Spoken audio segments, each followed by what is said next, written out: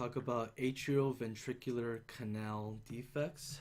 This is the picture shown in the textbook, but I prefer this one from pted.org actually. Great website for a lot of stuff, and especially for things like this where the textbook pictures aren't quite as helpful. So if you can see here, if I roll over my mouse, it'll show me the normal heart. Then if I roll it off, it'll show me the defective heart. And you can see how the blood can flow across that atrial septal defect and the ventricular septal defect. And sometimes they'll be connected and just make one huge chamber, right? So same thing on the right side, I can roll over to show normal. I can roll off to show how the mitral and the tricuspid valve can be connected to each other. And it shows you right here how the four chambers are all just kind of mixing blood all together, right? The next page shows the repair for it. If I can get it up. Oh, here it goes. So you see how this patch goes in between here, and everything gets sutured up to try to just keep the blood in their respective chambers, right? Alright, going back to here now. Let's see, so endocardial cushions, this is where those valves grow from, and for the fetus as they develop, and there's some kind of problem during the development, and they create this atrioventricular canal defect. So AV canal defect is a very strong association with children with Down syndrome. It's not that all Down syndrome kids have this, not even like a large number of them, but there's so many of the people who do have atrioventricular canal defect. 70% of them come from this one small population of children who have Down syndrome. So there's a very strong association between those two defects. So this is different from our ASD, VSD, PDA in that they'll often develop CHF. Of course, tachypnea, tachycardia as well. These are all kind of connected together. Of course, they can develop failure to thrive, recurrent respiratory infections, repeated respiratory failure, all that kind of stuff, right? So these are more related to the fact that it's increased pulmonary blood flow. Of course, these symptoms has to do with the fact that it's a congenital heart defect. All congenital heart defects pretty much put you at risk for one of these things if it's severe enough, right?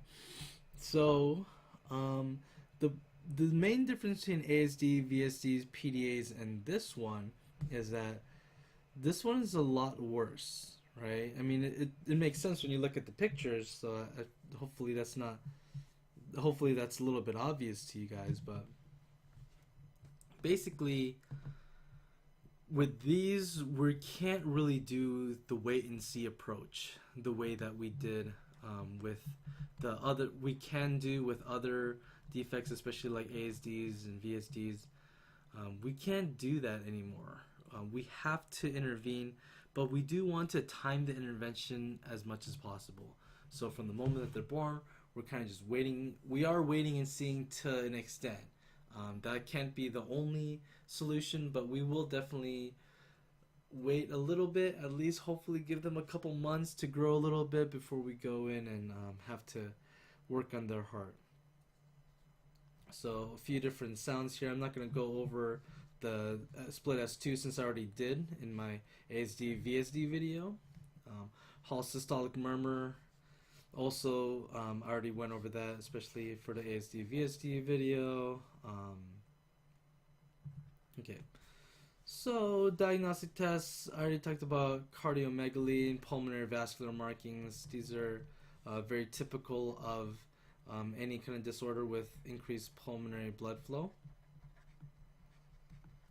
And cardiomegaly for anything that makes the heart work harder, right? Which is pretty much any heart defect. So you do need to know that it's a prolonged PR interval, but I'm not going to show you an EKG and say like, hey, does that PR interval look prolonged to you? You guys will learn about arrhythmias and EKGs closer in critical care, so you guys can worry about that at that time.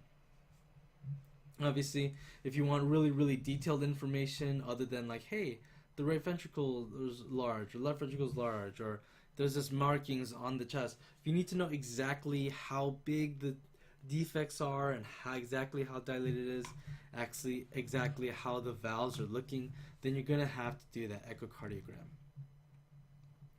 Of course, we're going to provide treatment for CHF symptoms, and we're going to talk about that in a later video. And we're going to do surgery at around 2 to 4 months of age, right?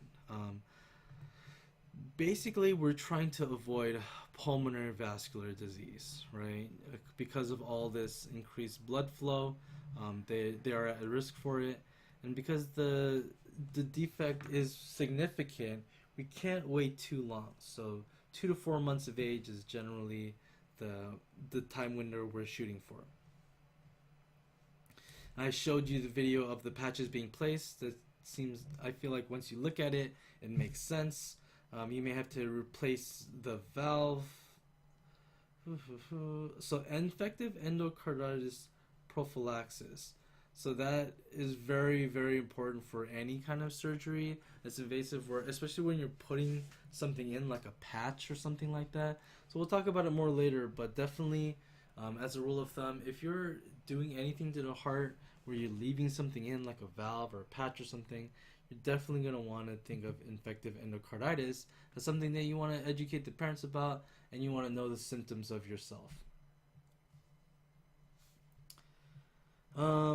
So you may have regurgitation.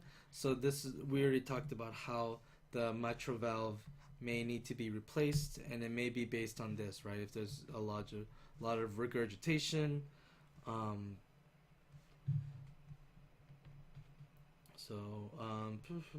Fairly good short-term survival rates, and it doesn't matter if you have Down syndrome or not. The survival rates are about the same.